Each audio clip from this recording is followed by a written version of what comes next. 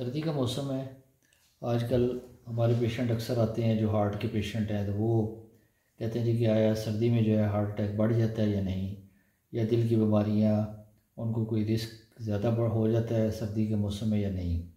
तो इस हमारे आज के लेक्चर का मौजू भी है सर्दी और हार्ट अटैक। सर्दी और हार्ट अटैक को समझने के लिए कि सर्दी क्या इम्पेक्ट करती है, हमें देखना पड़ेगा कि ये आर्टरी जो है इसकी नॉर्मल विड्थ मैंने बनाई है, ये आर्टरी ड्रा की है, इसकी ये नॉर्मल डायमीटर है। तो ये ब्लड फ्लो कर रहा है हार्ट से टुवर्ड्स बॉडी, और हार्ट फिर अपने अपने आप को भी सप्लाई हार्ट से ही होती है, वो ये इसकी छोटी सी आर्टरीज इसमें आ जाती हैं। सर्दी से जैसे कि हर चीज़ सिकुड़ती है, तो इसमें ये आर्टरीज भी सिकुड़ जाती हैं, उनका जो डायमीटर है ये इतने से हाफ या पौना हो जाता है, कम हो जाता है। जब ये कम हो, इसका आर्टरी का जो डायमीटर कम होता है, तो उससे क्या इम्पेक्ट होता है। एक तो ये है कि ब्लड जो है वो थिक हो जाता है। आप देख सकते हैं कि इसकी निस्बत ये थिक शो किया गया है। फिर इसमें ब्लड प्रेशर बढ़ जाता है, क्योंकि नैरो नैरो होने से ब्लड प्रेशर बढ़ जाएगा, और इस वजह से हार्ट रेट इंक्रीज़ हो जाएगा, और हार्ट पे वर्कलोड जो है वो बढ़ जाएगा। जब हार्ट रेट और उसका वर्कलोड बढ़ गया हार्ट पे, तो उसकी जो ऑक्सीजन सप्लाई है हार्ट की वो भी इंक्रीज़ हो जाएगी। तो जब ये तीनों चीज़ें मिल जाएंगी तो इससे हार्ट के ऊपर स्ट्रेन पड़ेगी, स्ट्रेस होगी, उस पर दबाव आएगा। जब हार्ट पे दबाव आएगा तो क्या रिजल्ट निकलेंगे, उससे हार्ट की जो 3 बीमारियाँ हैं कम अज़ कम, उनको वो या पैदा कर सकता है या वर्सन कर सकता है अगर पहले से मौजूद हों। इसमें एंजाइना, मायोकार्डियल इन्फार्क्शन या हार्ट फेलियर है। एंजाइना जो है ये हार्ट मायोकार्डियल इन्फार्क्शन या हार्ट अटैक से पहली स्टेज है, जिसमें जब पेशेंट चलता है तो उसको चलने से या कोई फिज़िकल एक्टिविटी करने से चेस्ट में, जाँ में या लेफ़्ट बाजू में आमतौर पे दर्द होता है। लेकिन इसकी अलामत ये है कि ये एंजाइना जो है ये हार्ट कम सप्लाई हार्ट की और ऑक्सीजन की कम सप्लाई की वजह से होता है। लेकिन इतना ज़्यादा नहीं होता कि अगर वो कंटिन्यू रखेगा, अगर वो कंटिन्यू ना रखे एक्सरसाइज या बैठ जाए तो एंजाइना रिलीव हो जाएगा। यानी कि ऐसा दर्द जो चलने फिरने से होता है, लेकिन अगर आप बैठ जाते हैं, पेशेंट बैठ जाता है तो चला जाता है, उसको एंजाइना कहते हैं। ये इंडिकेट कर रहा है कि थिकनेस जो है इतनी ज़्यादा, इसकी ब्लॉकेज इतनी ज़्यादा नहीं हुई। फिर हम देखते हैं कि इससे बढ़ के अगर खुदा न खास्ता तो हार्ट जो है वो उसकी सप्लाई रुकी है, किसी वजह से क्लॉट बन गया या कुछ, तो परमानेंट सप्लाई किसी हिस्से की जब रुक जाती है तो ऑक्सीजन सप्लाई भी रुक जाती है, और उस हिस्से दिल के उस हिस्से की, उस मसल की डेथ हो जाती है। इसको कहते हैं मायोकार्डियल इन्फेक्शन या हार्ट अटैक। और फिर हार्ट फेलियर है, जिसमें बैक प्रेशर से हार्ट पे असरात होते हैं। तो यानी कि सर्दी से ये 3 जो हैं बढ़ सकती हैं बीमारियाँ, एंजाइना, मायोकार्डियल इन्फेक्शन और हार्ट फेलियर।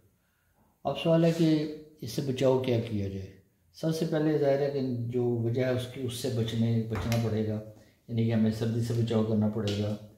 गर्म कपड़ों की मुख्तलिफ तहें इस्तेमाल करनी पड़ेंगी ताकि थर्मल यूज़ हो। फिर उसके ऊपर कमीज़, उसके ऊपर यानी कि इस तरह 3-4 लेयर्स आपने बनानी है कपड़ों की, जिससे सर्दी अंदर जिस्म तक ना टच हो सके।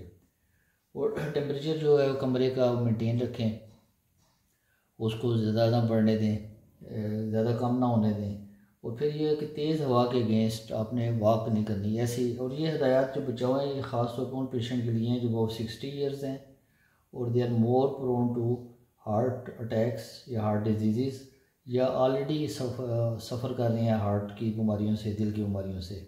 तो उनके लिए ये हिदायत हैं ताकि उनका कोई रिस्क जो है वो कम से कम किया जा सके। तो पहला है सर्दी से बचाओ, जैसे गर्म कपड़े हैं, ये हीटिंग सिस्टम है, उससे आप मेंटेन करके कर सकते हैं। दूसरा ये कि वर्जिश वो कर सकते हैं, लेकिन सख्त वर्जिश नहीं करनी।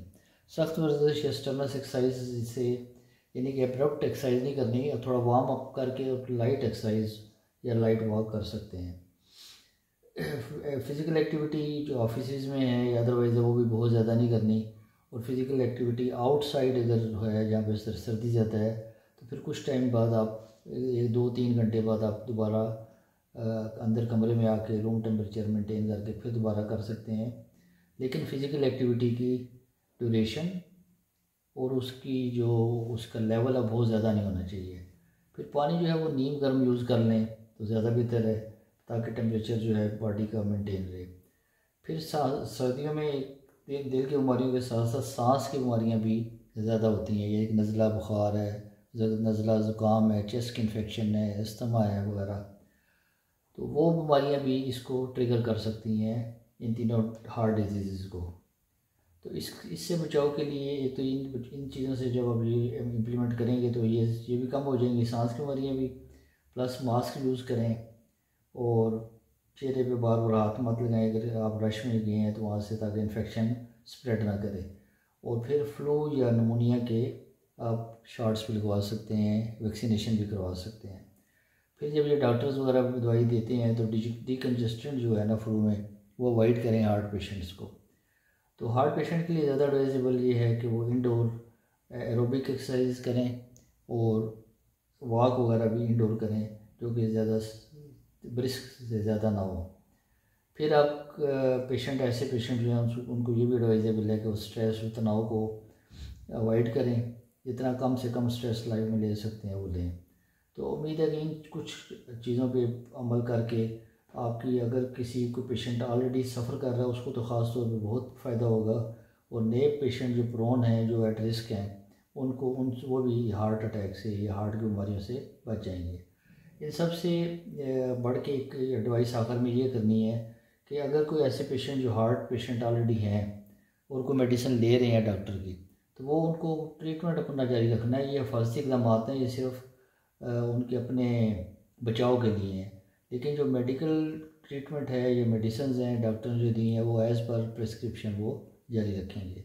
ये ऐसे एंड में मैंने रेफरेंस भी दे दी है जहाँ से मैंने रिसर्च की है। तो उम्मीद है कि आपको ये बेनिफिट होगा। तो बड़ी मेहरबानी आपकी, बहुत शुक्रिया, थैंक यू।